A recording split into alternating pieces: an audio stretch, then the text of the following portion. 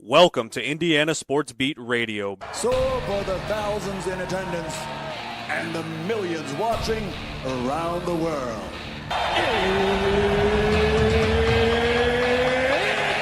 Time! Three on the way. Oh! It went in! It went in! And Indiana wins the ball game! Know your role and shut your mouth, you jabroni! Float game for the win! Ayler's gone. Goodbye. Touchdown, Indy. Woo! IU. America. They got a football team now. It's pretty simple. I win. Google me. You know that I'm the cream of the crop. Now, here's Jim Coyle.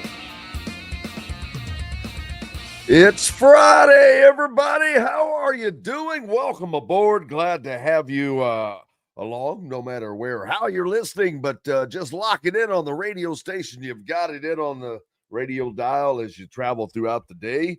And if you're following on social media as well, make sure you please subscribe, hit the like button. It makes a lot of difference for us. We really appreciate all of that and all of you. It's time for another sports weekend. Cornucopia of things going on now with the Colts are in action. The Pacers are in action. Indiana basketball's in action. And, of course, Indiana football's in action, as well as the rest of the Big Ten, Purdue, and everybody else. So you've got whatever you need. There is a full menu of sports. Unfortunately, the Pacers cannot get it done last night in their opening game against the reigning champs, right? But, man, it's sure a good look, at least, that they gave. Wasn't for a lack of effort, right? Someone said that on the chat line, I think. So, yeah, there you go. Not for a lack of trying. Amazing effort. What can you do when SGA gets 26 free throws? Yeah, well, that's going to happen, baby. But a big weekend ahead. Like I said, you just had the Pacers play last night. The Colts are in action. Indiana basketball taking on Baylor on Sunday. And Indiana football, of course, in action against UCLA in Bloomington Memorial Stadium on Saturday. Make sure you pick out something. And then there's the high school action. Don't skip the high schools, man. Go to a high school game. Support your local high schools. And you might enjoy it anyway. There's good stuff out there. Let's see. What was I going to talk about? Oh, yeah. Ohio high schools are going to vote on an NIL proposal. High school principals in Ohio will vote on an emergency bylaw referendum on name, image, and likeness regulations next month. The Ohio High School Athletic Association Board of Directors announced Thursday that the vote will take place from November 17th through the 21st. The members decisively voted down an NIL proposal in I lost my place. In 2022. The board of directors last month approved language for another NIL proposal that they planned to vote on in May. The timeline for the vote was accelerated after Franklin County Common Pleas Court Judge Heiza Page issued a temporary restraining order on Monday, allowing all students who are part of the 818 schools in the Ohio High School Athletic Association to enter into their own NIL deals. Ohio is one of 6 states that has rules in place that do not allow high school athletes to accept payments for their name, image, and likeness. The others are Alabama, Indiana, Michigan, Mississippi, and Wyoming. course, Indiana's in there. Surprised Texas isn't. Jasmine Brown, the mother of Jameer Brown, filed the lawsuit in Franklin County Common Pleas Court on October 15th in her role as parent guardian. Brown is a junior who attends Wayne High School in Huber Heights, a suburb of Dayton. He's the top wide receiver prospect in the class of 2027. Brown is verbally committed to Ohio State, which is in Franklin County. Yeah, I bet you they've got some NIL lined up, baby, ready to go. Brown's mother, an attorney, stated that Brown has already missed out on more than $100,000 in potential NIL deals. Man. Oh, what we've come to. I'm being raised by an amazing single mom who's always doing her best to keep things steady while helping me chase my goals on and off the field. You know, like what's allowed in other states, I want to be able to use my name, image, and likeness to help my family financially and get the extra after school academic help and football training, blah, blah, blah. Well, there you go. Yeah, it's here. So adapt or die, adapt or die. NIL deep into the high schools now. Indiana, one of those few states that do not allow that, as you just said, but eventually that'll have to change. Just like Indiana right now, Indiana is the only state that marijuana is not legal in. As far as the states that surround Indiana, it is surrounded by ones that it is. But adapt or die, baby. Adapt or die.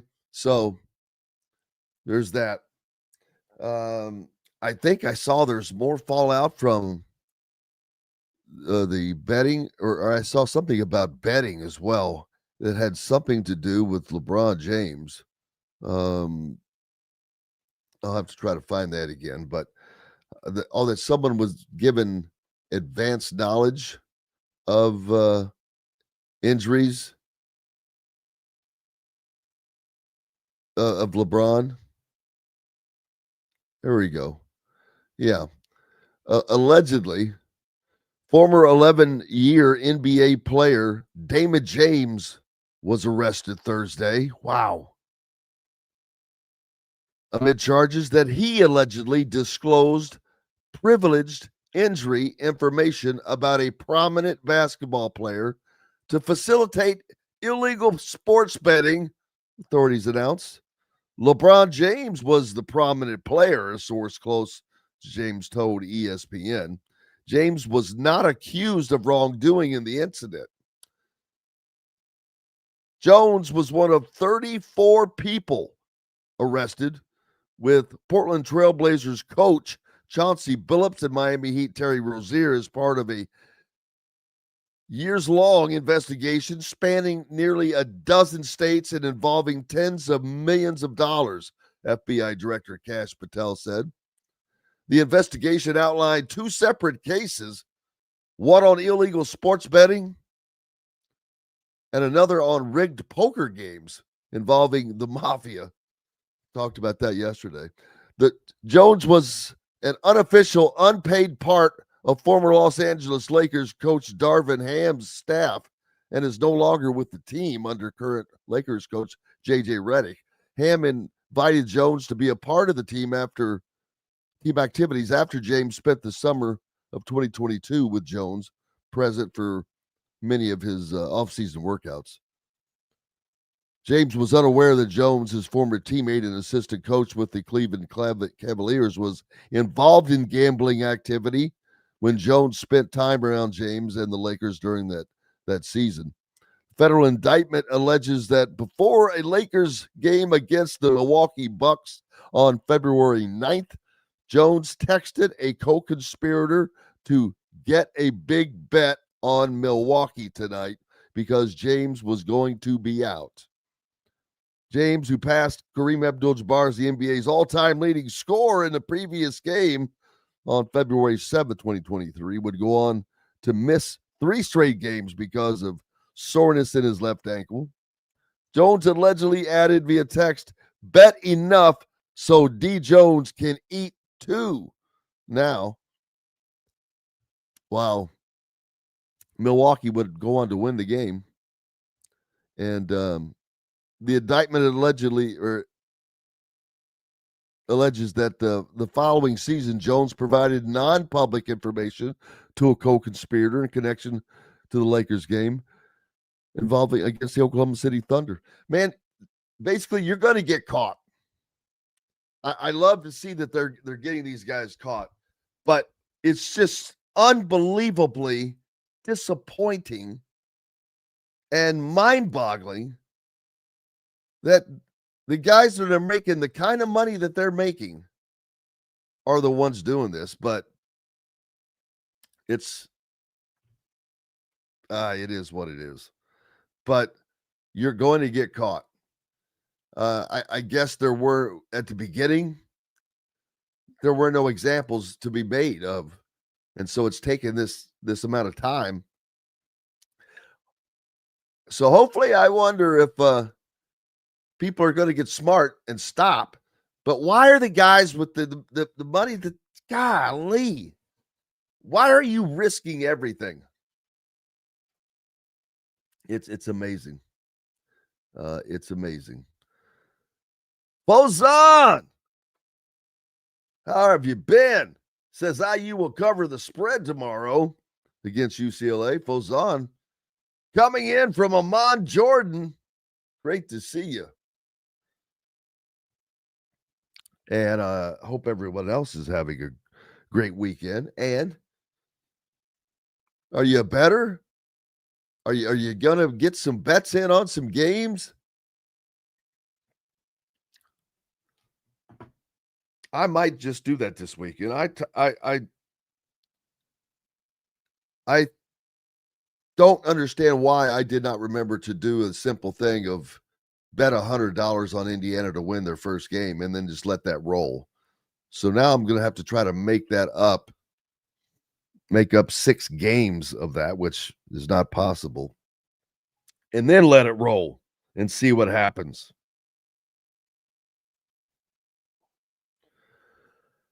But that's why I'm not the smartest person in the world. Yeah, Shea Gilgeous-Alexander last night in that Pacers game. 55 points, 2 overtimes. Give it up for the Pacers. That's a tough way to lose. 141-135 in a rematch of last season's NBA Finals, which was an epic 7-game series that the Pacers probably would have won. Maybe could have won had it not been for the injury to Tyrese Halliburton. Thunder coach Mark Dino's had planned to limit his team's minutes following its grueling victory over the Houston Rockets on opening night. And there was a moment in the first overtime period Thursday night with the Thunder trailing where he said it would have been easy to pump the brakes. But SGA, who played 45 minutes Thursday after playing 47 minutes in Tuesday's night's opener, wanted to keep going and didn't want to let a chance to win slip away. Well, yeah, that's what you got to do. What a great game. Hopefully that's good news for the season for the Pacers, that they're going to be able to give that kind of effort,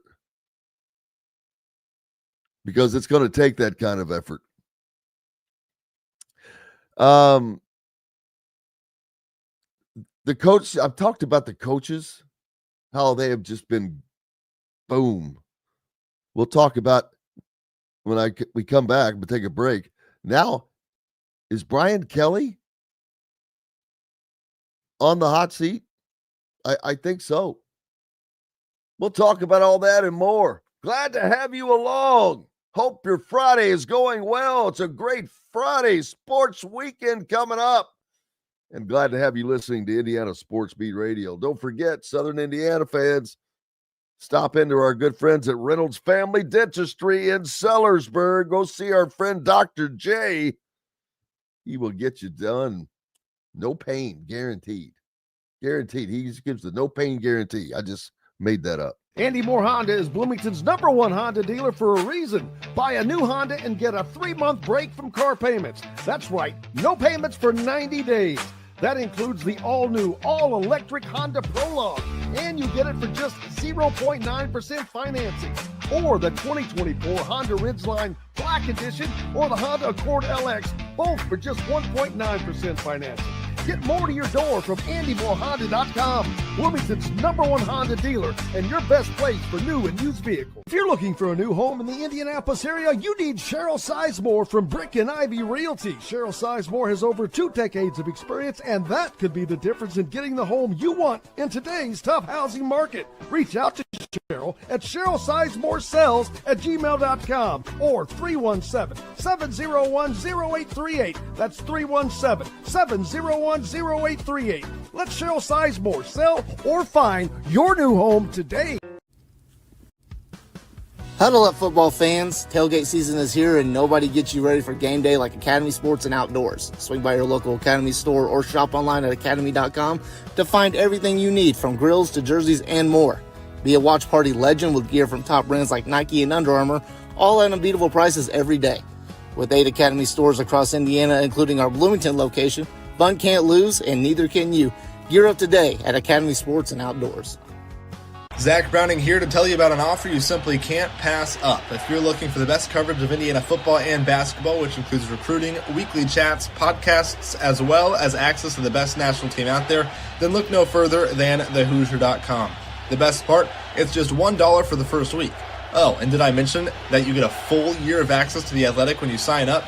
You can't beat the coverage, and you can't beat the deal. So head over to thehoosier.com today and sign up for just $1. It'll be the best decision you ever made. Don't forget the Big Noon Kickoff is in Bloomington this Saturday. Welcome back to Indiana Sports Beat Radio. Jim Coyle with you, as always. Fox's Big Noon Kickoff in Bloomington for Indiana's game against UCLA tomorrow. So all if fans are heading out to the game, you want to get into that mix. That will be going on the south lawn there, right outside of the stadium there, where they usually have what is that, Indiana Boulevard or something they call that, I forget. But yeah, a lot going on there with that. Those guys in town. We've got media availability with the Big Noon Kickoff today. As soon as I finish the show, we'll be heading out to there to talk to those guys. And so, yeah, lots going on. Coach is on the hot seat, man. I think that Brian Kelly is in trouble at LSU. They're winning, but just winning not good enough for LSU fans. And I'm not saying that in a bad way. I don't think Brian Kelly just never struck me as the guy, and definitely seemed out of place in Baton Rouge, Louisiana, as exhibited in no better fashion. And I don't know if I still have it, daggone it. I used to have that sound clip of, oh, here we go. You could tell instantly that Brian Kelly was not a fit, in my opinion, at LSU from his first introduction at a basketball game. Those incredible 12 years of my life, for me and my family, being here at Notre Dame. It's a great night to be a Tiger. I'm here with my family, and we are so excited to be in the great great state of Louisiana, but my family. Of course, he didn't say that like that earlier. It was my family. But yeah, to go out and do that in front of those people on TV, it's like, man, what are you thinking? You're trying to force a fit that may or may not even be there. But again, that none of that matters. It comes down to winning. It just comes down to winning. And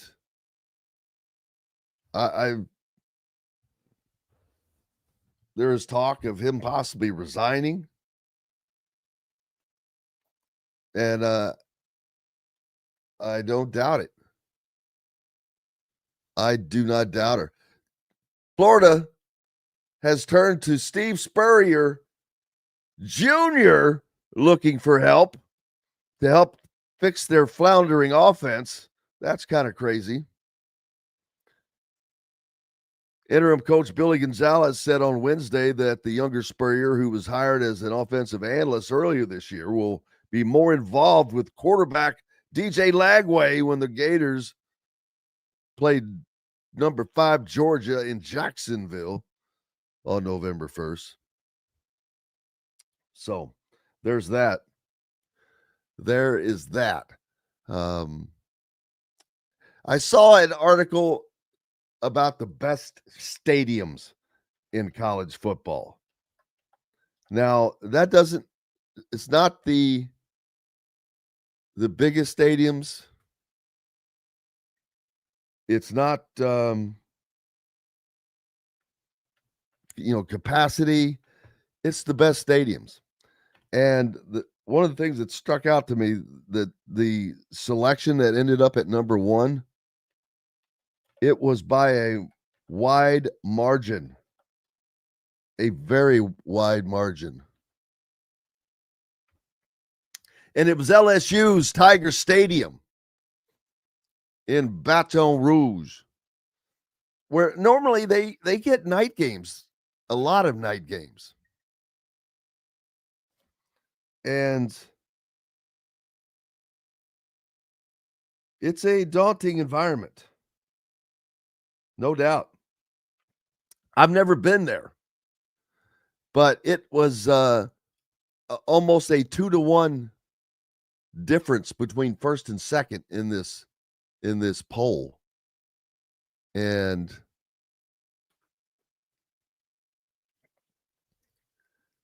let's see, 274 points to 167 in the way they did it. Over second place, Beaver Stadium,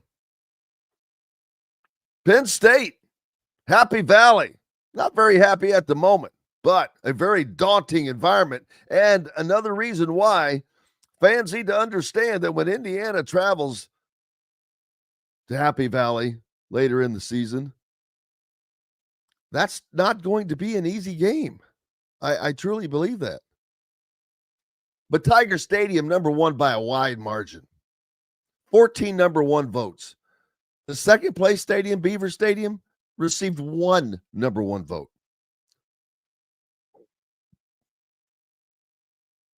Number 3, Notre Dame. Number 4, Ohio. Number 5, Michigan. Number 6 was Tennessee's Neyland Stadium. 7, Husky Stadium, Washington. 8 is Kyle Field, was Texas A&M. 9, the Rose Bowl. 10, Autzen Stadium. A lot of big-time stadiums. Bryant-Denny for Alabama. Sanford Stadium, where Georgia plays. Ben Hill Griffin of Florida. As you go on down the line. The one thing that was, to me, an omission, Iowa is not on there. That's a little surprising to me. But that's that. Hey, man, Indiana taking on UCLA this weekend.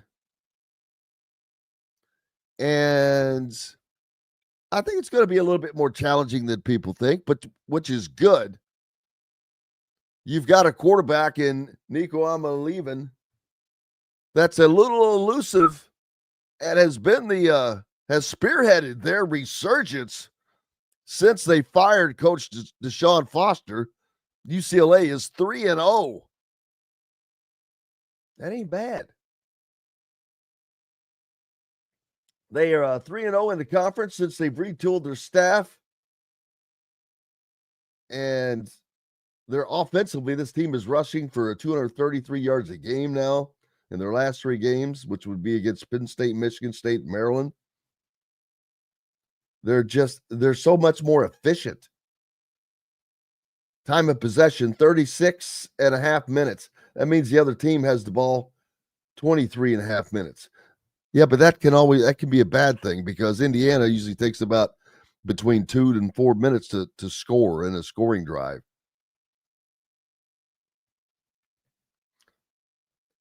I think Indiana does. I think Indiana covers the spread in this game eventually. But UCLA has shown that they can play on the road. Last year when they went to LSU, they were tied in the toughest stadium that I just talked about, in that tough environment. And that was under the former coaching staff. So I think they're going to continue to get better. But Indiana is also going to continue to get better. And they have the goods. Now, losing Kellen Wyatt, that's a blow to Indiana. I mean, Indiana's defensive line, I've said it 100 times, but it was my question coming into this season, and man, they've been the MVP of this team, if you want to be honest, in my opinion.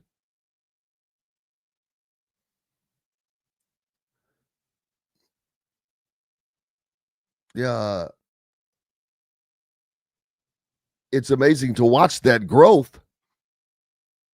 The offense is kind of on fire right now. It's clicking on all cylinders. And it is a difficult offense to defend. The only way a team is going to stop Indiana is by getting to the quarterback.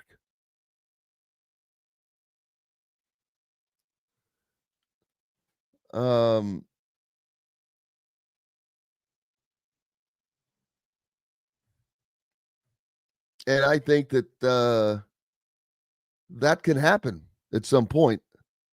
But right now, Indiana's offensive line has shown that they are up to the task. They've taken on everybody, and that includes Illinois and Oregon and Iowa. Great tests that they passed.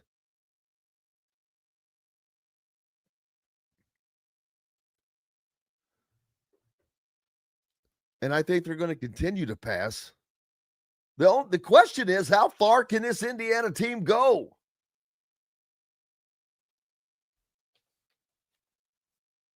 I am convinced that Indiana can win a national title in football this season. I'm not saying that they will, but they are capable of winning the national championship. I cannot believe that I am saying that. But to me, it's a fact.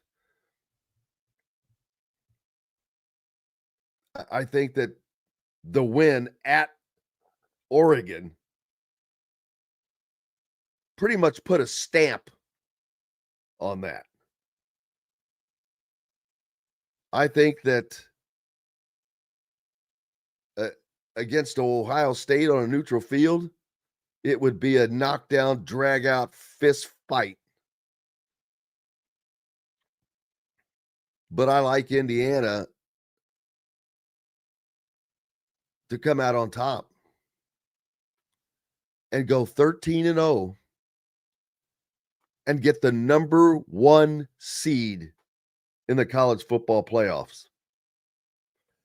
But actually, I don't know that the number one seed is where you would really like to be.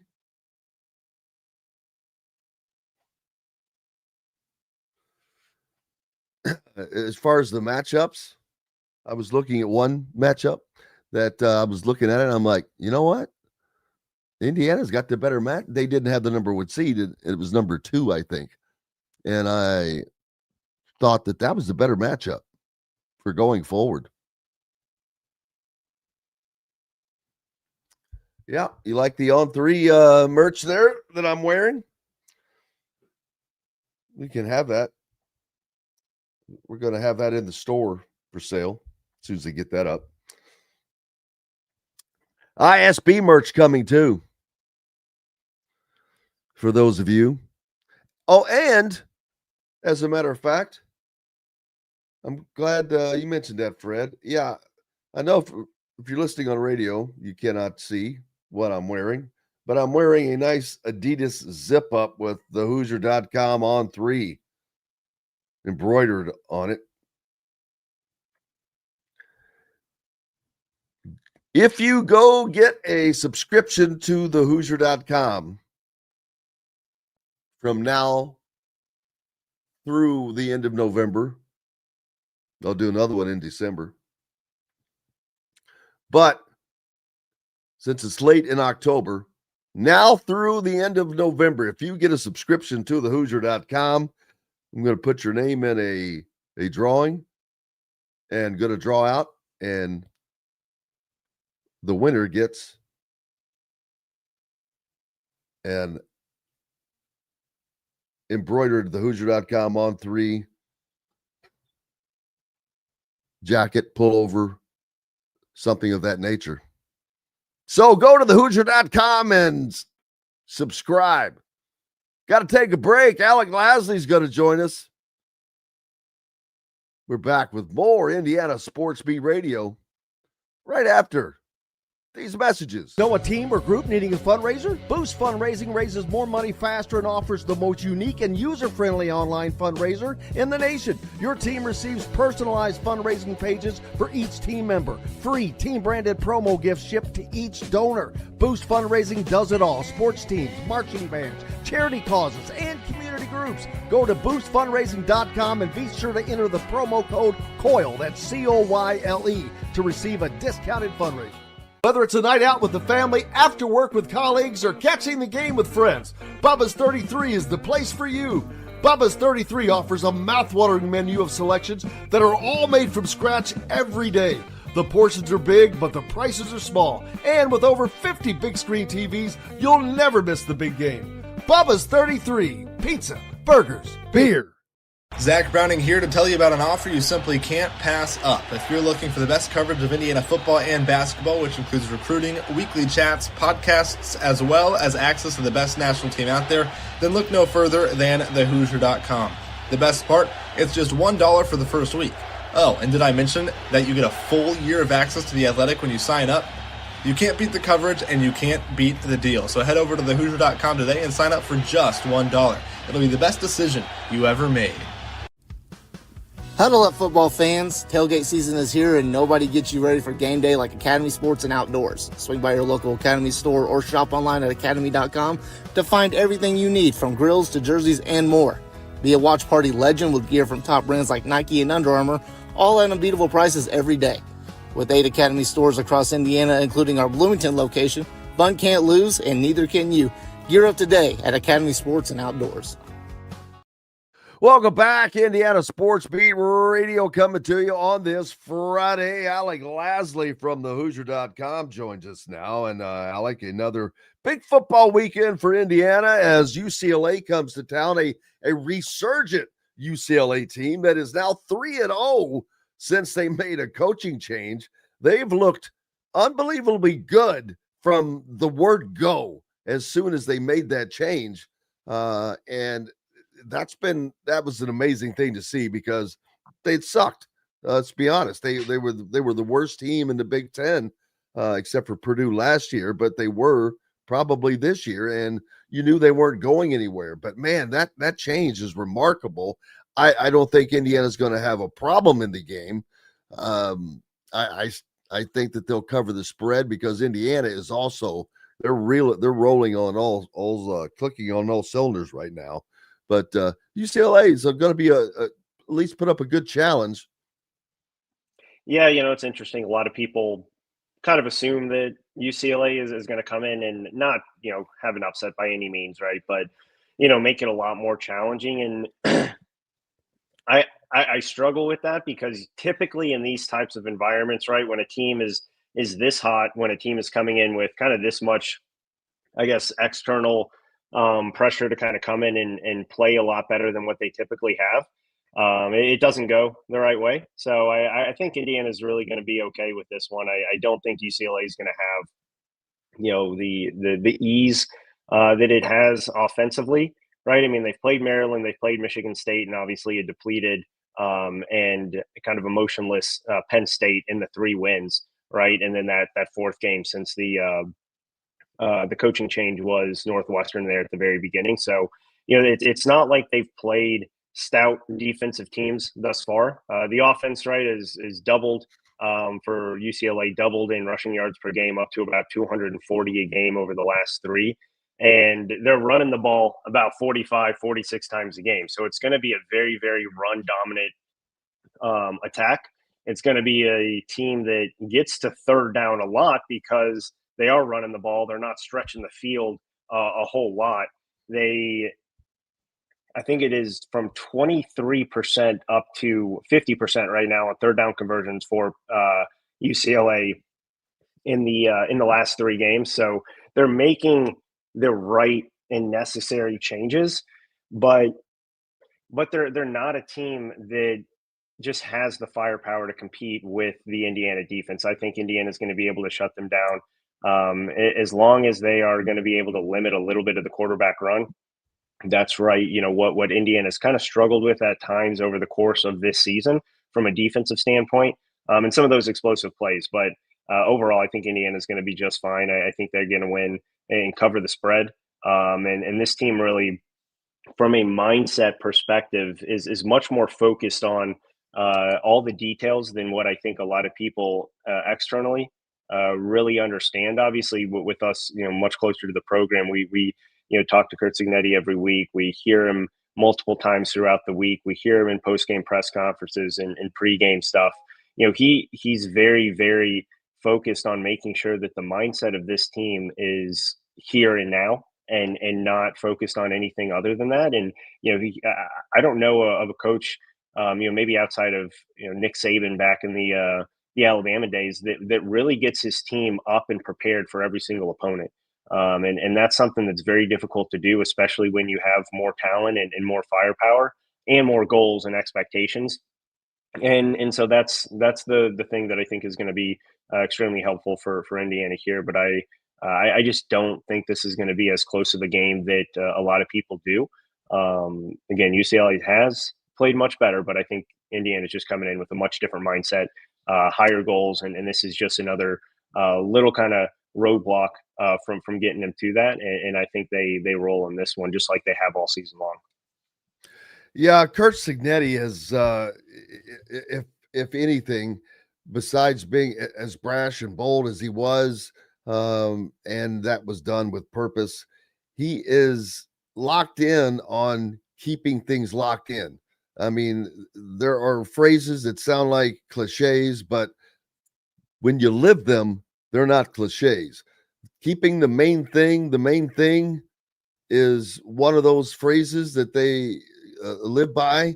But I think that is one that is what sets Curt Cignetti apart.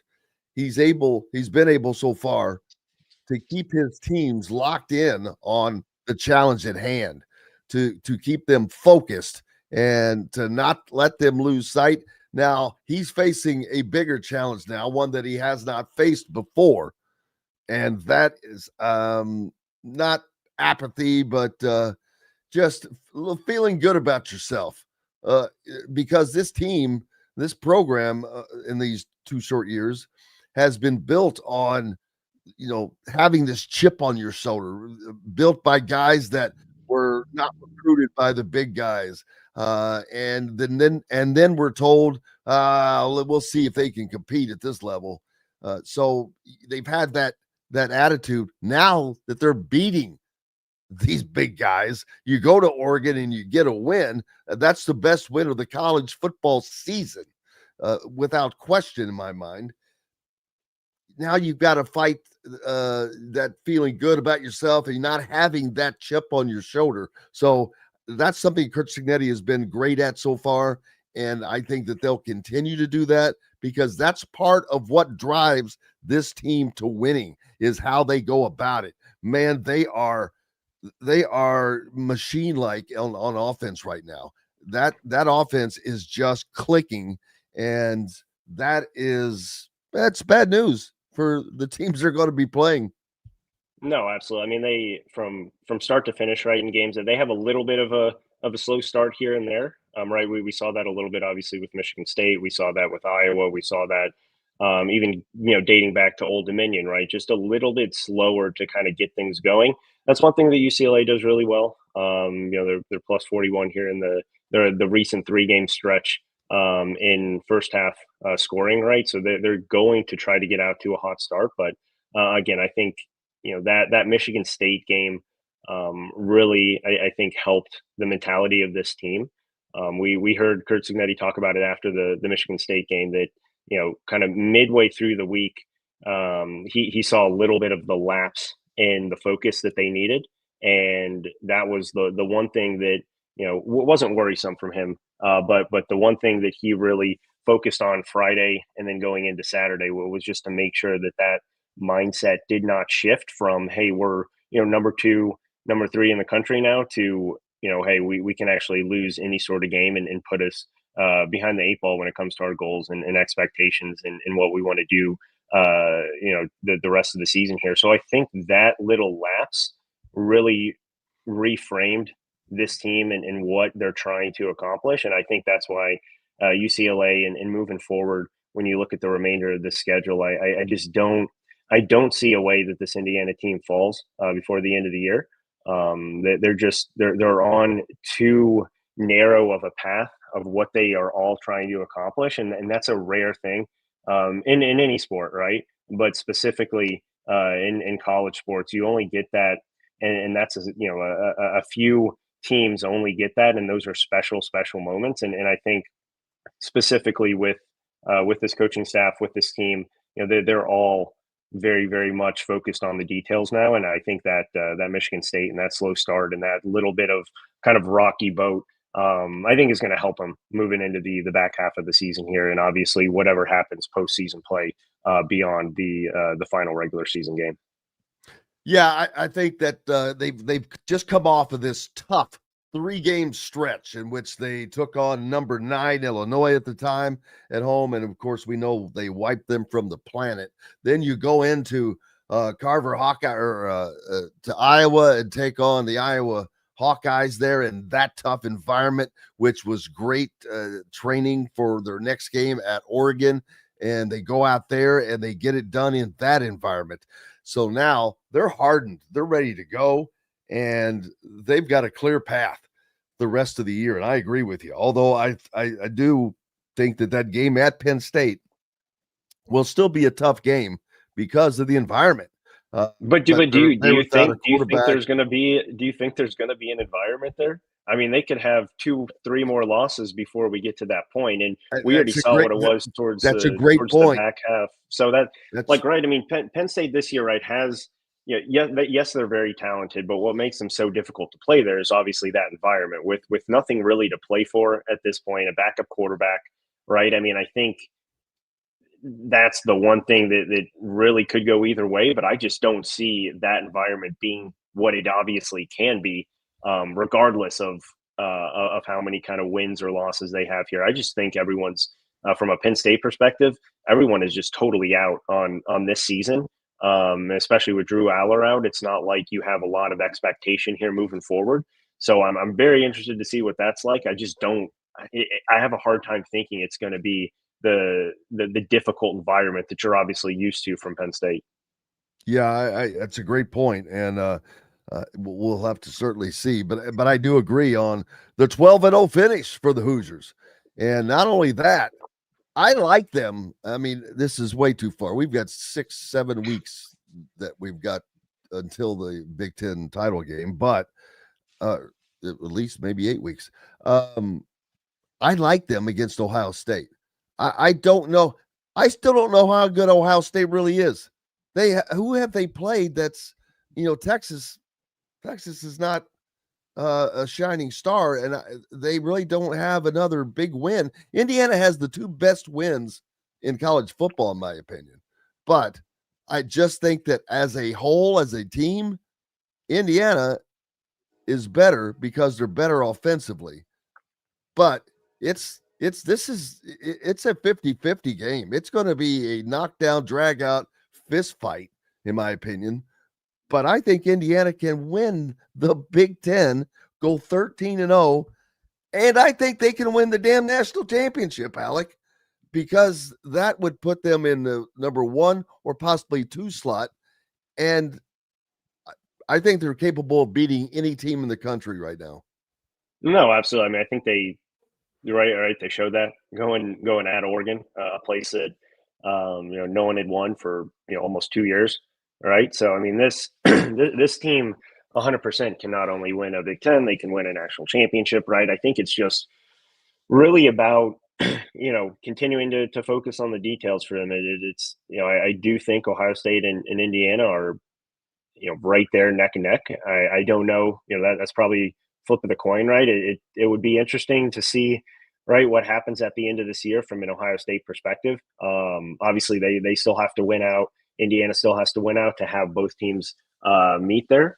But in obviously Indianapolis here. But who knows what happens? Potentially Michigan decides to play a little bit of a shock there at the end of the season and beat Ohio State, because we obviously know that game is a little bit more than just anything when it comes to rivalries.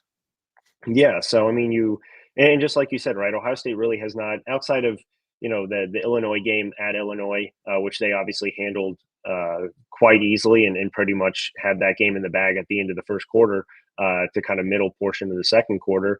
That Texas win doesn't look super impressive at this point with how much Texas and specifically Arch Manning has struggled this year. They're not going to see, and they haven't seen an offense like Indiana's up to when they potentially would play in the Big Ten championship. And on the flip side, right, I mean, I don't think Indiana outside of Oregon will be tested like they would obviously with Ohio State in that frame too. So I think clearly these two teams are the 2 most dominant this year. And the thing that you can't take away from either one of these 2 teams in Ohio State and Indiana is you look around the country, right? Everyone seems to lose a game that they shouldn't. Everyone seems to have a super close game that they shouldn't, right? Texas A&M almost lost to 2-5 Arkansas without a head coach. We've obviously seen what UCLA's been able to do here in a little bit of a resurgence, but all these teams are struggling at some point. We really haven't seen that from either one of these 2 teams. And that's why I think it's so impressive that no matter what here, they continue to win no matter who that opponent is. And they don't win, they dominate, right? I mean, Indiana won by 53 points against what everyone thought was a college football playoff team in Illinois. And obviously Illinois is not proven to be that type of caliber team, but that just shows you when these 2 teams are focused, right, they're going to beat almost anyone, anywhere. And that's why I think it's so impressive what Indiana continues to do, which I think is underrated in terms of just continuing to win every single time they go out. Russell with the a great comment that says Ohio State versus Indiana will be position versus position. What talent in those individual matchups prove to be better will determine the outcome. That's pretty much the case, and I believe that because Indiana and Ohio State seem to be close in everything. I think that Indiana's offense is better. I can't say that the defense is better because Ohio State is ranked so highly, but it's also they haven't played the schedule Indiana's played. Indiana's played a little tougher schedule. So I'm not sure that Indiana's defense is not as good. They do have a hit, of course, with the loss of Kellen Wyatt, but I think that they'll fill in nicely. But the defensive line has been, which is a major loss. I think super underrated addition this offseason that even Indiana fans, right? I mean, obviously he had really significant stats for Maryland, but I think just the way that he fit in this scheme and this system was super underrated from just a national perspective. And it's unfortunate that obviously it doesn't look like he's going to be back, but still you got a lot of really, really good talent, a lot of young guys still obviously that are looking to prove themselves too. But overall, I think that defensive line for Indiana has really stepped up in the way that I don't think a lot of people expected them to at the start of the season. Peebo pointing out that IU recruit Kravala announcing it Saturday, November 1st, down to 3. He likes it. IU's chances on that one. Lots of recruiting action. Speaking of all this stuff that Indiana's got going, the recruiting is really turned up. You've got some Penn State decommits that are looking at Indiana. You've just got a ton of guys that they're bringing. They're bringing in a ton of guys this weekend for this UCLA game. Yeah, and it's becoming the norm, right? Major recruiting weekends every single weekend for Indiana home games. You go back to last week, right, at Michigan State. You go the home games before, right? It's just a continuous snowball effect dating back to last year when they started to get that towards the end of the season with big sellouts and then bringing in big recruiting visitor lists. And obviously this year it's continued, but Indiana doing a phenomenal job on the recruiting trail.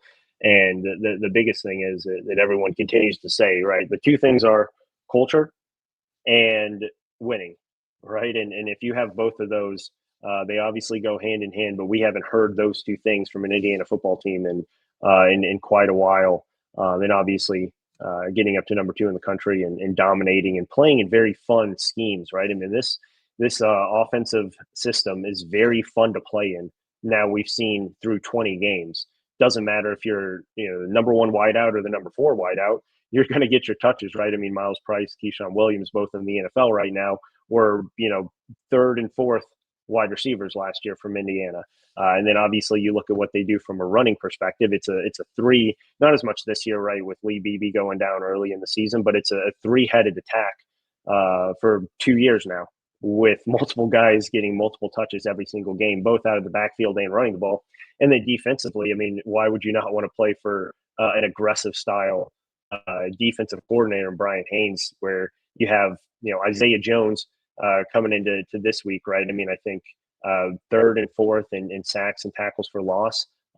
Going into the week prior, he was leading the Big Ten in tackles for loss there. So you have multiple guys having multiple major statistical years, and obviously when you're buying into the system like that, it's easy to have multiple guys do that, but it's difficult to have these guys buy in like they have. So it's obviously a testament to this coaching staff. But again, I don't know any recruit out there, and we saw EJ Williams talk about it on Twitter earlier this week, saying if he was a recruit right now going through his recruiting process, nowhere that he'd rather play for than Indiana. And it just the vibe, the excitement from top down, right? Even Pam Winton and Scott Dolson, right? Their excitement level, I think, has gotten everyone else excited, which obviously in turn gets recruits and families and everyone just around the program super excited about getting on campus, being part of that culture and being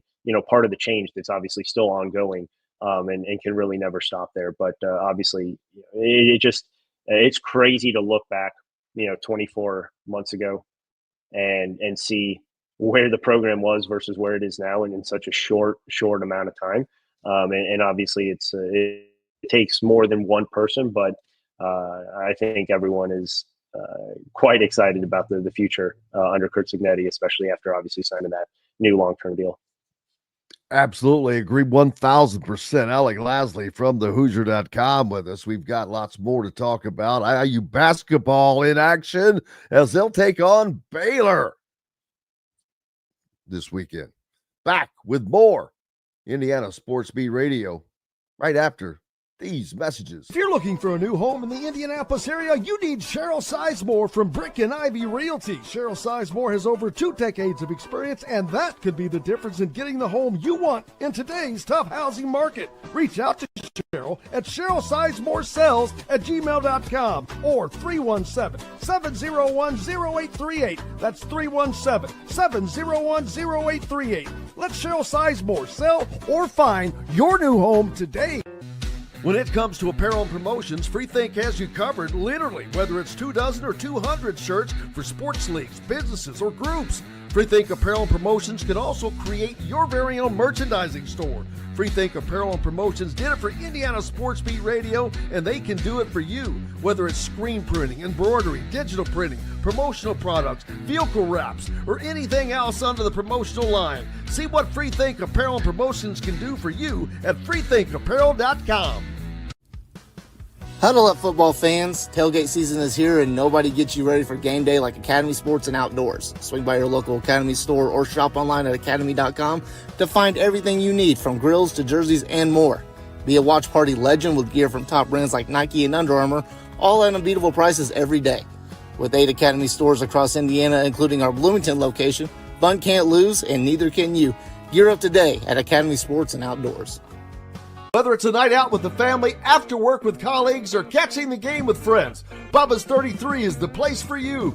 Bubba's 33 offers a mouthwatering menu of selections that are all made from scratch every day.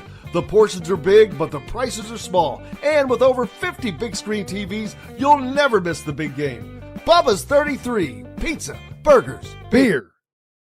Welcome back, Indiana Sports Beat Radio on this Friday. Glad to have you along. Thanks a lot for joining us.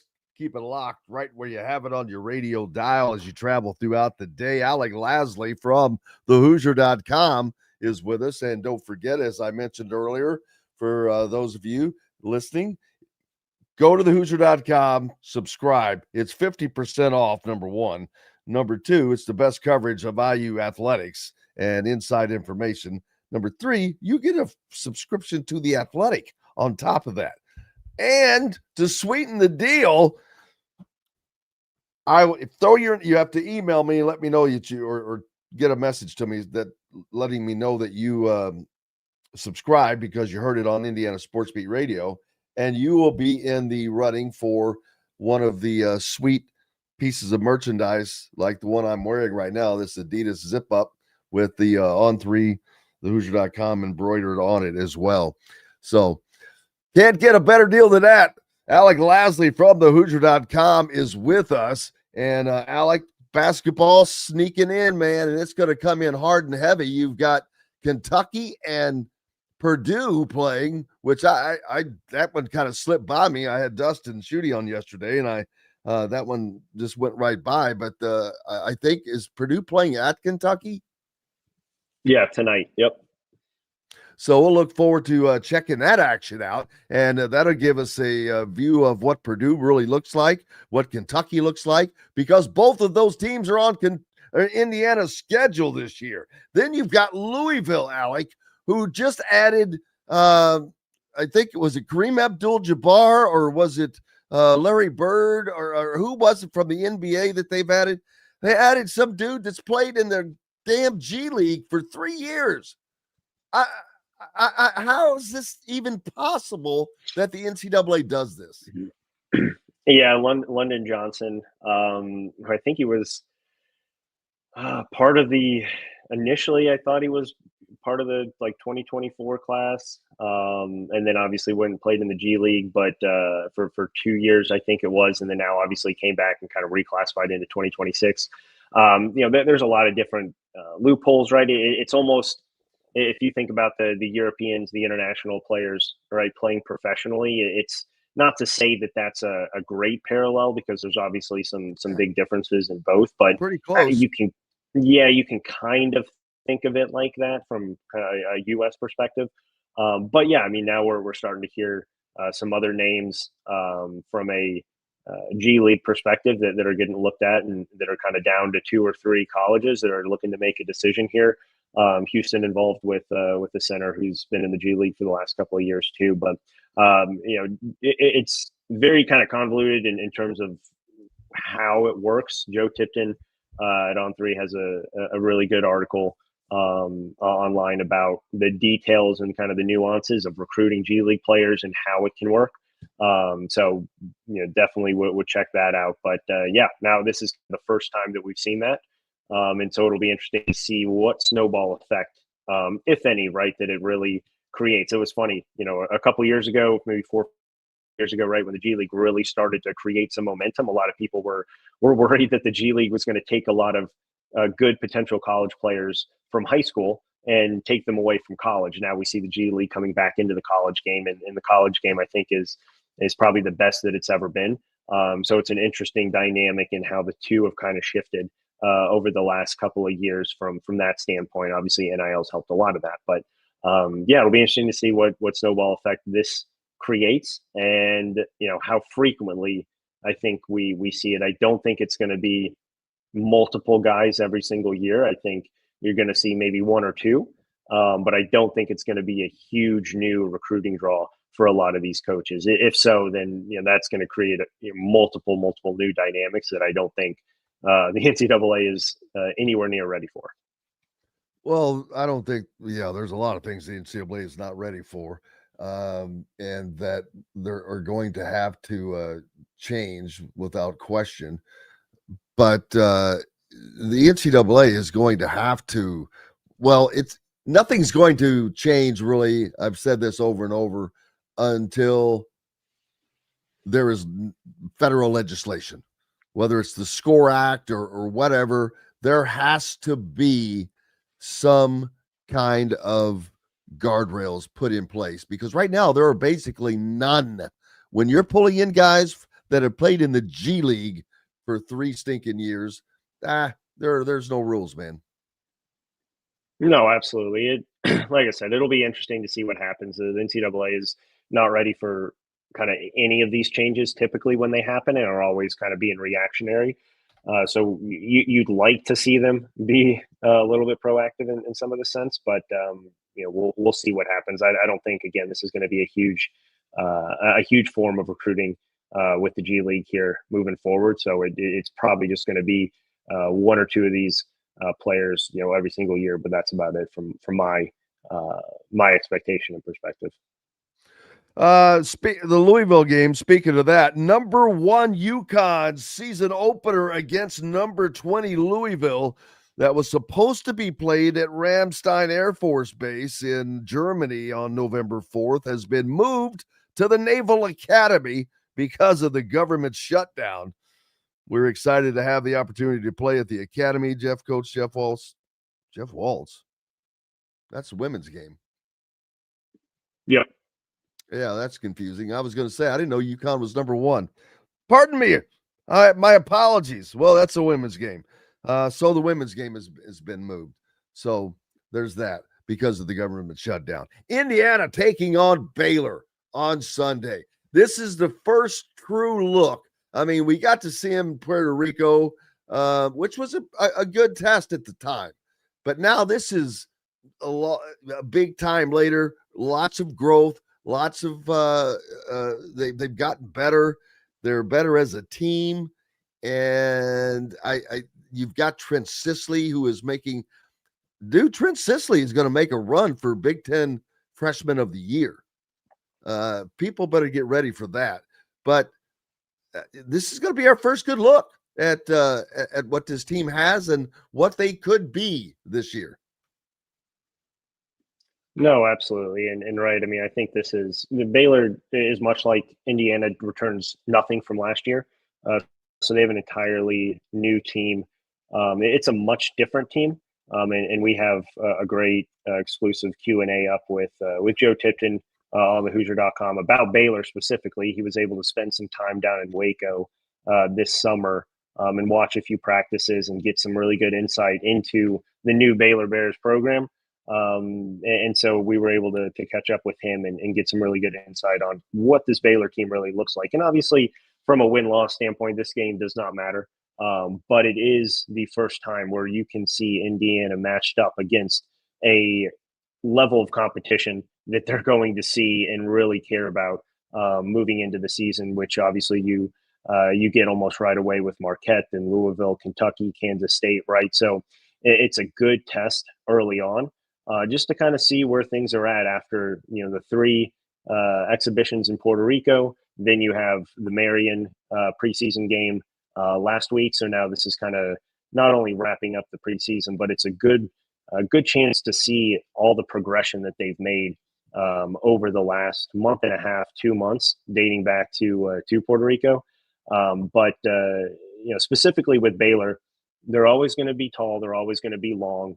And they're still deep as always. They're super athletic on the wing, but they don't have kind of that true wing scorer that they've had that you think about in years past. They also don't have a true point guard, which has been something that Baylor's always had from that standpoint. Obi Agben is that point guard. Right now, he is much more of a shooter. Transfer from Wyoming, averaged about 18 a game last year. Shoots the heck out of the ball, about 44% on 3 made threes last year. So you're going to have a lot of shooting, like always from Baylor, but they just don't have the same kind of quickness and true scoring from the backcourt like what we've become accustomed to from a Baylor team. So it's going to be different from that standpoint. You have a lot of different pieces that are probably more secondary options and third options. So it'll be interesting to see how they all fit in. They have Dan Skillings from Cincinnati, a guy who has played a lot of basketball, but a guy who really has not been a top 2 option in a few years. And so they just don't have kind of that true alpha from that standpoint. Michael Raha is a transfer from Oregon State, averaged about 17 and 7 last year. Versatile forward. Joe Tipton said he's going to be used either from the 5 all the way down to kind of the point guard role. But he's a super versatile forward from that standpoint. So you'll be able to see how Reed Bailey matches up with someone of that same kind of caliber and skill set. But from Indiana's perspective, right, it's about continuing to play, their style of offense. And I think this is going to be a really good test because you're probably going to see Baylor be able to switch a lot more on the perimeter than what they obviously saw in Puerto Rico, and then obviously what Marion showed them last Friday as well. So it's going to be a vastly different level of competition, a very good level of competition that I think sets them up for what they're obviously going to see in the first month of the regular season here. We're also asking, what are the chances of Indiana landing the number 1 center in the class of 2026 if Houston is looking at the G League for their center? Yeah, I mean, look, obviously there are a couple things with that, right? Indiana now has, any sort of additional NIL that they were looking to use for Anthony Thompson available since Anthony Thompson went to Ohio State. So that is something to take into account too. Look, I mean, Erfan Diani is an absolute beast down in the paint, and he, from talking to his guardian after the Indiana visit, style of play, the freedom that the Indiana forwards are going to be able to play with in the centers. Obviously, we haven't fully seen that, but from what we've been told, from what little we've seen, right, the freedom that they're going to have was notable. Darren DeVries and Kenny Johnson were out to see him yesterday, actually, before his visit to Houston, which he's at currently right now. Houston's the last visit before he makes a decision. I believe the announcement's going to be the second week of November, either 13th or the 15th of November when he's making his college decision. Houston is still the team to beat here. Going into this visit, we'll see where things go. But Indiana did a phenomenal job on that visit, and I think opened up their eyes to potentially what playing in an Indiana system really does truly look like. And so from that standpoint, right, I think Indiana definitely moved up from kind of where they were sitting, but Arkansas is still heavily involved. I think you look at Houston, Arkansas as the top 2 there. With I would say still kind of a sizable gap between Houston and Arkansas, but then Indiana I think did a good job pushing the ball, at least more in their side of the fence after that visit. But Von Carvalho is a guy who's going to be making his decision November 1st.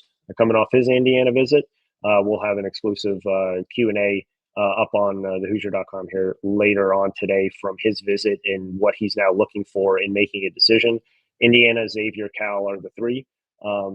Skill development, environment, and style of play, the three things that he touched on that one are going to be the major impacts for picking a college, but two, what he was able to see in Bloomington, and the environment really blew him away in Bloomington when he was there last weekend for homecoming. So we'll have that up later today, but he'll be making that decision on November 1st. So those are really the two guys left for Indiana from a 2026 standpoint.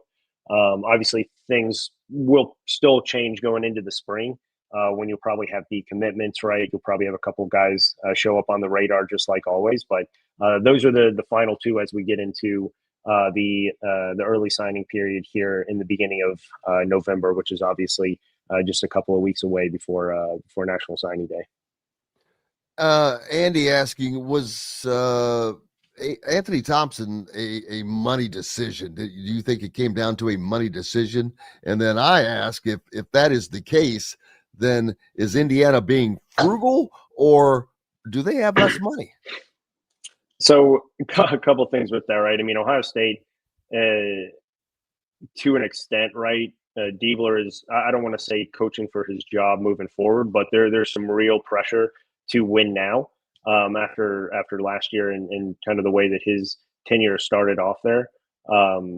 Indiana was heavily involved with numerous top 30, top 15, top 20 kind of guys. And to be frank, right, Indiana does not have a top 5, even maybe fringe top 10 NIL program at this point. So there's a lot of things that go into that.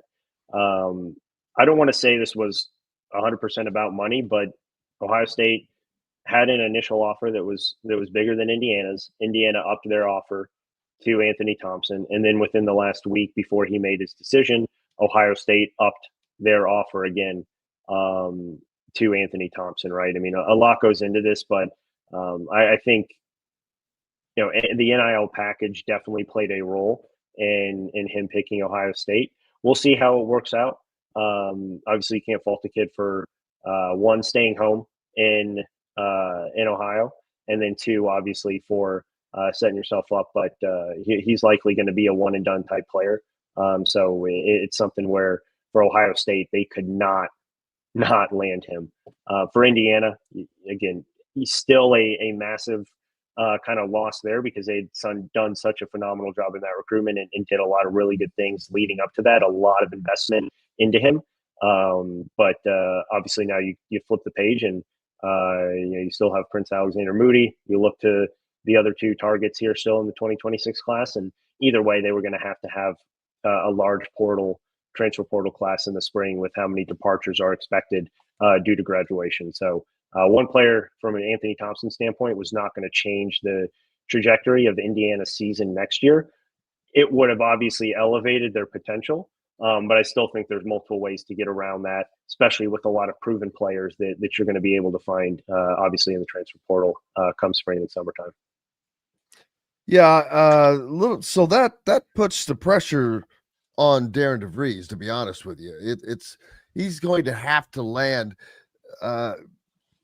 after putting his first team together, which didn't have – he took a different route with guys, kind of like the Signetti route, and we'll see how that works out this time around. But, you've got to increase the talent. So a lot of pressure on him to land some guys, although the transfer portal is where it's really at, unless you're talking guys that are going to be impact players or like Trent Sisley, where you're pretty confident they're going to be 4-year guys.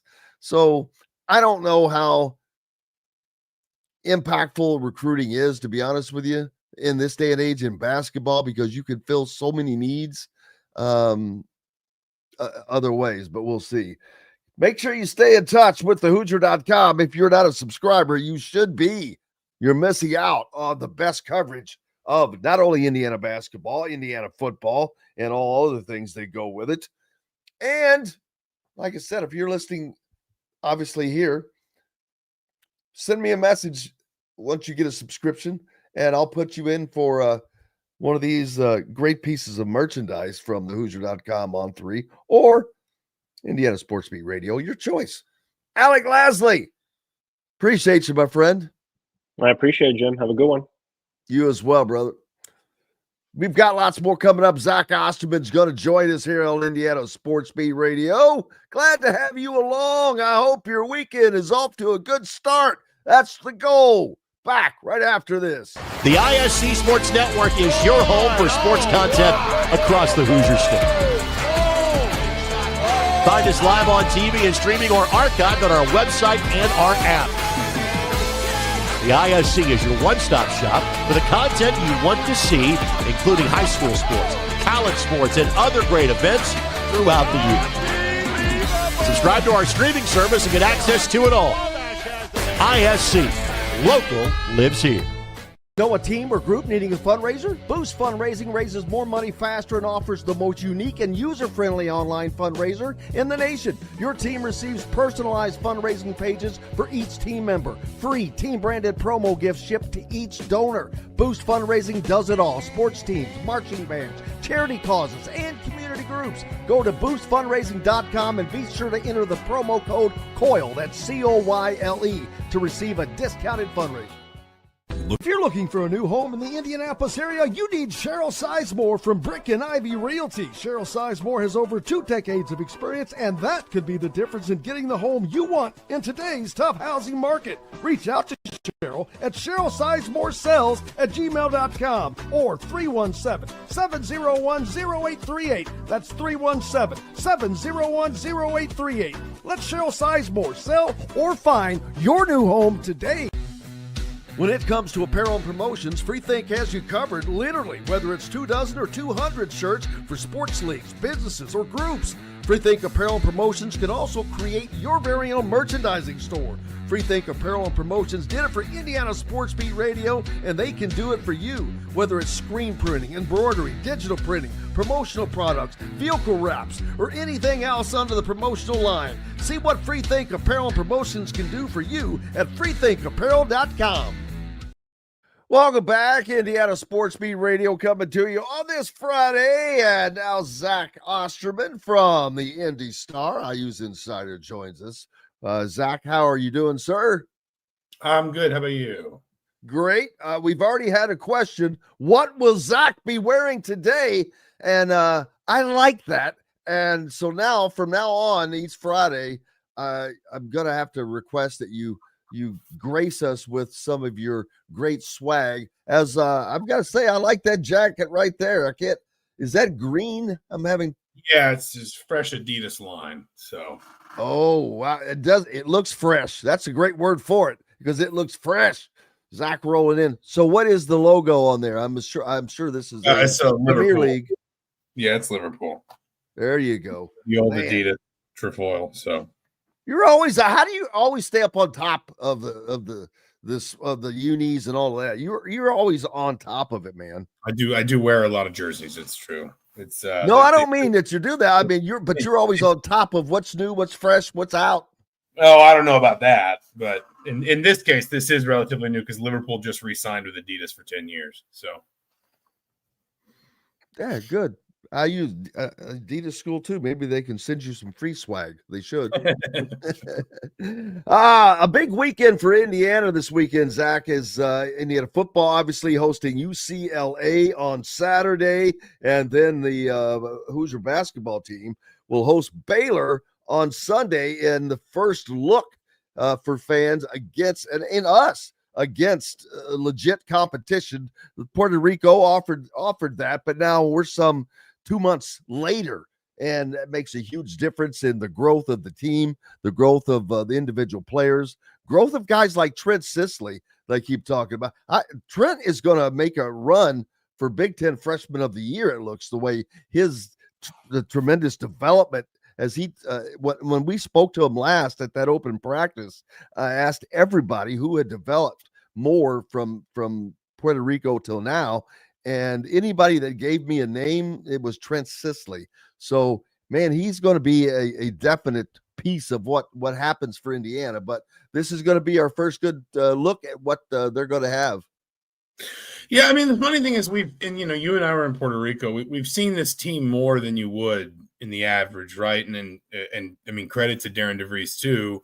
Not all of his predecessors have done this. He's opened practice more often. For us as as kind of like a media group, what have we been to, like 2 or 3 practices now? And I even got to see him go through like just a short workout in Puerto Rico. So like this team is brand new and there's so much we can't answer. And yet at the same time, we have seen a lot of them relative to what would be normal for this time of year. And so Sunday feels both very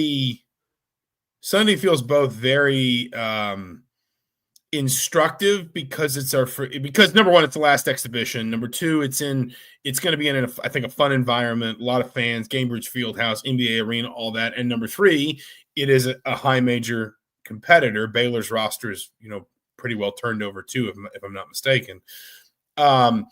But it's also, for this group, going to feel like more of a continuation than what it normally would this time of year, if that makes sense. Normally, Indiana would be maybe in its second competitive game, or maybe even its first. I mean, October 26th is around the time that I'm used to these things starting up, because you usually, build them up in like the maybe 7 to 10 days before the start of your season, rather than, pushing it all the way to October 16th, 17th, whatever the Marion game was. So it is kind of, it's interesting how it fits into the wider search for clarity around what this team is, because we have seen more of this group. We do have more sort of almost pre-established expectations. And yet, this is something we haven't seen, which is Indiana going up against the level of competition Indiana is going to need to be able to compete with and beat. I understand it's an exhibition setting, and we can look at the Tennessee game last year and say, hey, this isn't going to be fully instructive in any direction. But this is our best look at Indiana against high major competition, the kind of games, the kind of opponents Indiana is going to need to be able to beat if they want to go where they say they do this year. Yeah, this is kind of the perfect litmus test in a way, because just talking to Alec Lasley, he talks about Baylor's length of what they have. They're a new team as well, like many others are a new team, but they have a lot of length. But that's going to give us a great look at what Indiana can do against those kinds of teams with their offense moving at warp speed, and their defense. The defense obviously is going to be the truer test. But offensively, I'm interested to see what Indiana can do against those teams that has that length with what we've seen that they're going to do. I mean, this offense is going to move, like I said, at warp speed. So those bigs are going to have their track shoes on. Yeah, I mean, that's definitely true. I do think Indiana, Darren DeVries sounds more encouraged about where his team is defensively than he did maybe in the summer, and then he did, around the Puerto Rico trip. I mean, listen, the Marion game was probably not going to be a great measure of that either way, but anytime you construct a 26-0 run, you're probably doing something right defensively. And so, I guess the best way to say it is, because you kind of talked about the offensive piece of it there too. It felt a little bit more in that Marion game like offense and defense were working in sync. Like, when Indiana had the ball in Puerto Rico, you could see, well, this is how the offense is supposed to work, and it's supposed to flow like this, and it's supposed to, sort of move in this direction, and these are the players they're looking to find and all that. But defense felt almost divorced. It was almost like Indiana – like defense was completely and totally its own thing that Indiana was trying to figure out possession by possession in Puerto Rico. And I thought in that Marion game, there was a lot more defense feeding offense. There was a lot more understanding of how to turn a rebound into a fast break quickly, where the ball needed to go to get up the floor and create some 3-on-2s, some 2-on-1s, some 2-on-2s. So maybe, I think maybe part of what you're looking for in this game is that can Indiana sustain that natural sort of rhythm of that's necessary of, good defense leads to good offense, which speeds the game up, forces the other team to play at your tempo. Suddenly they're making more mistakes on offense that you're taking advantage of. That feeds your tempo even more. That's how you build runs. That's how you take control of games. That's how you win. Indiana had moments like that in Puerto Rico, but I thought it was much more sustained, even allowing for the competitive level against Marion. And I think it's going to be interesting to see if that can be sustained again as the talent level steps up here.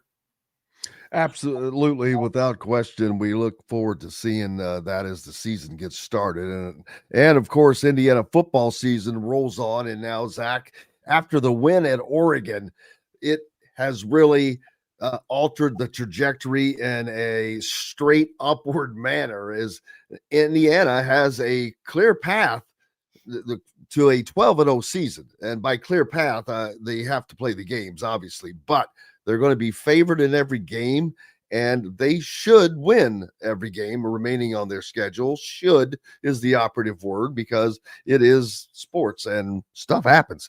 But this is mind-boggling, because then if that were to come to fruition, we're possibly looking at two 12-0 teams meeting for the Big Ten title, of which I think Indiana is not only capable of winning, now I think Indiana is capable of winning the national championship, which is nuts. Nuts to be able to even utter those words and mean it. But that's what I think now after seeing what we've been able to see. It's been a hard time to gauge all of these teams, Zach, that are, whether who's good, who's really not. We know Indiana is good because we've seen them enough. We've seen what they've done. They've got two of the best wins in college football this year. But some of these, like Ohio State, how good are they really? They beat Texas, but it's going to be just so fun to watch the remainder of this season fill out. Yeah, listen, I was looking at these numbers a little bit earlier. Indiana's got a 94.4% chance to make the playoff. This is per the FPI. 15.2% chance to win a national title, roughly a 25% chance, so 1 in 4 to win out from here, which is, the only teams that have, significantly better odds to win out from this point are Oregon and Ohio State, like Miami and Notre Dame, but Notre Dame is kind of its own thing because their schedule just, was all completely front loaded. But in the Big Ten, Ohio State's at 42.4% to win out. That's probably reflective of their schedule as much as anything, as you said. Listen, I'm not predicting Indiana's going to go 12-0. I think there are reasons to believe they can. I think, Vegas would tell you it's not likely on the balance of probability just because it's hard to win 12 games in a row in college football. Like, there's a reason why it does not happen that often. It did not happen. Well, I guess Oregon went 13-0 and then lost immediately in the playoff last season. But Indiana's going to be favored in every game from this point forward, barring some dramatic change. That is what Indiana's playing for. Again, if you want to look at the FPI projections, Indiana's one of only 2 teams. The FPI statistical models don't really love the idea of absolute certainty, that there will always be some bias toward the idea of median outcomes. But Indiana's one of only 2 teams, Ohio State's the other, in the FPI projection right now that's closer to 12 wins in the regular season than it is to anything below 12. What I would say more than anything else is just, and I don't mean to sound patronizing, but I grew up with this kind of football. This is what I grew up around. And, you don't, and I've watched, my stepmother went to Auburn. I watched them go through a 14-0 season in 2004. And then I guess, what were they, 14-0 or 15-0, the Cam Newton year in 2010, 2011, something. I forget if they played, I guess they would have played 14 games that season too.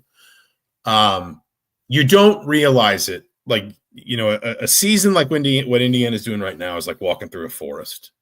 You don't know where it's going to end. And all you can see are trees. And so it is hard to appreciate the scale of what you are trying to achieve. And I'm not predicting Indiana's going to go 12-0. I'm not predicting Indiana's going to win the Big Ten title. I'm not predicting Indiana's going to go to play for or win a national championship. I am simply saying that is the level Indiana's keeping right now. That is what Indiana is chasing. And I think it is important for everyone here to understand that and to just say it out loud so people can embrace the idea that those are the stakes. That is what is available to Indiana right now. And again, there are things that can derail it. I think there's a few positions where Indiana is, woefully short on depth. That's probably true a lot of places. Frankly, a lot of the time, health as much as talent is what determines who wins a national title or a World Series or a Super Bowl or whatever. That's just part of sports. Injuries aren't excuses. They are part of the equation, for better or worse. But Indiana is, there is a legitimate argument to be made that Indiana is the best team in the country right now on October 24th. And that is despite the fact that I think there are some places, some areas in which Indiana can get better. And that is also despite the fact that Indiana has already played what, at least on paper, are its most difficult games remaining. So this team is absolutely competing to win a Big Ten championship. It's absolutely competing to go 12-0 or 13-0, however you want to see that. And it's absolutely a national championship contender. I'm not predicting it will achieve any of those things because those are all exceptionally difficult things to do. But that is what Indiana's chasing here. That's not fantasy. That's not some kind of, fever dream. That's not a best case scenario at this point. That is just the day-to-day reality. Indiana is one of the best teams in the country, and there is no dream for Indiana this season too large, frankly. That could not have been stated any more eloquently or better, without question. That was an exact replica of what this season is and can be, which is amazing. And you've been around sports a long time, and I know that college athletics has changed. The amount of change, I don't know that you can even put a number on it, on how crazy it has gone. But what Curt Cignetti has done is one of the most amazing things that I think has happened in college sports, because Indiana is not buying. You're getting the highest end athletes with NIL.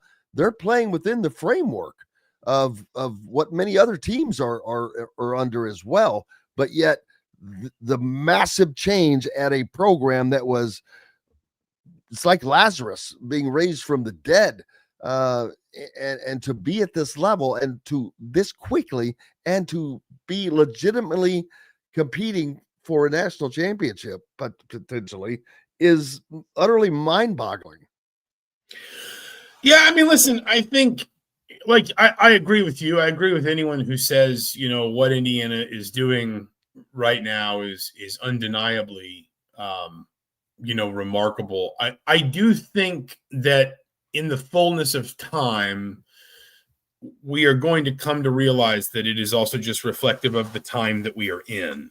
That, this isn't, Indiana might be the most extreme example. It's certainly the most extreme example in this part of the country. But look at what Vanderbilt is doing. Look at what Ole Miss is doing. I know Texas. I know who's writing the checks. But look what Texas Tech is doing. We have upended the conventions that used to determine who would be good at football in college football and why, and who would struggle and why. So many of the institutions that used to sort of determine success or failure. And I'm not just talking about universities or football programs. I'm talking about recruiting bases. I'm talking about alumni bases. I'm talking about, the methods of roster construction. All of that stuff has just been completely upended. And the schools that have succeeded are the ones that have figured out how to thrive in this new world. And Indiana is certainly one of those. And so I think that what Curt Cignetti is doing is remarkable, at least according to the historical conventions that we tend to sort of judge this stuff on.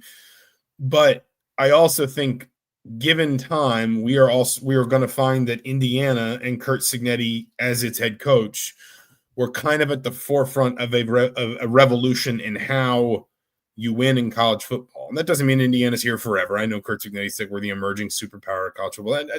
There's nothing guaranteeing that. but you are. I guess what I'm saying is Kurt Cignetti deserves immense credit for what's going on. I think he would tell you he's not the only one who does. There are a lot of people in Indiana. Scott Dolson, Cignetti has been very vocal about the support he's gotten from Pam Witten. Of course, NIL's collective or Indiana's NIL collective setup and everything, all the support that's been able to provide. Indiana has Indiana has ridden the wave instead of trying to swim against it. And with the right person in the head job, look what they've been able to achieve. Yeah, amazing. You mentioned Pam Witten. I was standing on the sideline at Oregon next to her at the end of the game, and Scott Dolson was there, and I said something to Scott, and she excitedly just turned to me and grabbed my arm and said, "This is Indiana football." Man, to have a president be like that, that's kind of wild. But Zach Osterman, appreciate you, brother. We'll see you at Bloomington's Memorial Stadium tomorrow as IU takes on UCLA. And then, of course, IU at Baylor on Sunday. Busy weekend, 7-day week this week, brother. Yeah, I think we got a few more of them coming up. So let's get our sleep and eat our Wheaties when we can. Exactly. Appreciate you, my friend. Zach Osterman joining us on Thanks, Indiana Jim. Sports Beat Radio. Make sure you are a subscriber and giving Zach a follow. We've got more coming up, baby. Back with it. Andy Moore Honda is Bloomington's #1 Honda dealer for a reason. Buy a new Honda and get a 3-month break from car payments. That's right, no payments for 90 days. That includes the all-new, all-electric Honda Prologue, and you get it for just 0.9% financing. Or the 2024 Honda Ridgeline Black Edition or the Honda Accord LX, both for just 1.9% financing. Get more to your door from AndyMooreHonda.com, Bloomington's #1 Honda dealer and your best place for new and used vehicles. If you're looking for a new home in the Indianapolis area, you need Cheryl Sizemore from Brick and Ivy Realty. Cheryl Sizemore has over 2 decades of experience, and that could be the difference in getting the home you want in today's tough housing market. Reach out to Cheryl at CherylSizemooreSells@gmail.com or 317-701-0838. That's 317-701-0838. Let Cheryl Sizemore sell or find your new home today.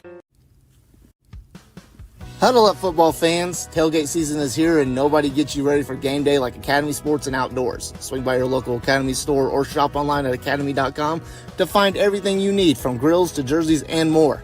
Be a watch party legend with gear from top brands like Nike and Under Armour, all at unbeatable prices every day. With 8 Academy stores across Indiana, including our Bloomington location, fun can't lose, and neither can you. Gear up today at Academy Sports and Outdoors. Zach Browning here to tell you about an offer you simply can't pass up. If you're looking for the best coverage of Indiana football and basketball, which includes recruiting, weekly chats, podcasts, as well as access to the best national team out there, then look no further than thehoosier.com. The best part, it's just $1 for the first week. Oh, and did I mention that you get a full year of access to The Athletic when you sign up? You can't beat the coverage, and you can't beat the deal. So head over to thehoosier.com today and sign up for just $1. It'll be the best decision you ever made. Welcome back, Indiana Sports Beat Radio on this Friday. Glad to have you along. Hope you're enjoying your travels. Keep it locked where you have it on your radio dial. And thanks for those following on social media. Don't forget, go to the ESPN Fantasy tab, College Pick'ems for the ISB Media. Pick'ems. I have forgotten 2 daggone weeks. I forgot, so I'm wiped out. But this week, the games Ole Miss and Oklahoma.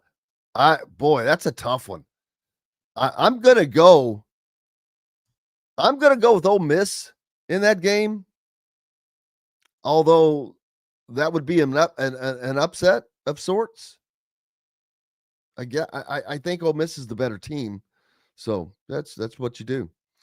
South Florida at Memphis. That's another tough pick, man. Number 18, South Florida. They've been rolling, but Memphis is not bad. But I'm going to go with South Florida. Memphis at Vanderbilt, or Missouri at Vanderbilt. Another tough matchup between teams that I think are very equally matched. You got to go with Vandy at home. BYU at Iowa State. Number 11, BYU. Iowa State's not bad. That's going to be a tough win for BYU to pick up. Iowa State 5-2 on the year. I'll go for the upset there. Here's another tough matchup. Damn, these are all tough. Illinois at Washington. Number 23, Illinois at Washington. 64% of the people have picked Washington. And I think I've got to go with Washington too. That's a tough place to play. They've got a good offense. I don't know that Illinois is. Yeah, I'll go with it. Minnesota at Iowa. Yeah, I'm definitely going. Both teams are 5-2. I'm definitely going with Iowa on that one. San Diego State at Fresno State. Don't know enough about them to worry about it. Baylor at Cincinnati. This is a big game. Brendan Sorsby having an outstanding year for the Bearcats. They're 6-1. Their only loss coming to Nebraska, I think. They would be deep and are still a potential CFP member. Texas A&M and LSU. Ooh. Texas A&M going into the most daunting environment in college football. I'm going with Texas A&M. They're 7-0. I don't know, man. LSU coming off of, gee whiz. That's a tough pick. Tough pick. Man. Brian Kelly's, I'm going with Texas A&M. And, earlier I talked about Brian Kelly. This could be the death nail in the coffin. And how crazy would that be if that comes to fruition? And it very well may be that you'd have coaches at LSU, at Florida, at Penn State, all of these major schools get fired because they all want to be Indiana. If you want to know the truth, they want what Indiana has. But they can't have that because Indiana was smart enough to sew Kurt Signetti up. And that was an unbelievably smart move, not only because of the success he's had, but because of the continuity that you're going to have in a rising program in the most important sport in college athletics. So, and Indiana is poised to stay there because they're rising, which means they're just starting their run. They're just starting their run. So you're just at the precipice of all the stuff that's going to happen if you're an Indiana fan.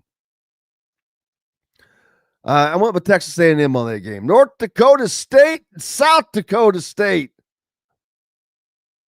Both teams are 7-0. But 80% of the people have picked North Dakota State.